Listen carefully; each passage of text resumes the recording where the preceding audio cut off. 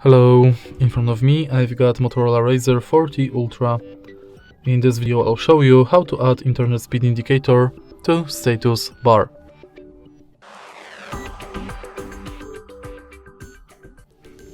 In the beginning, let's go to Play Store and search for Internet Speed Meter app.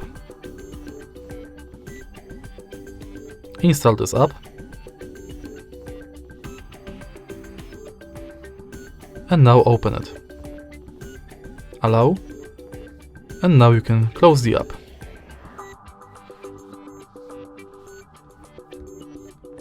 In few seconds, internet speed indicator should be added to status bar.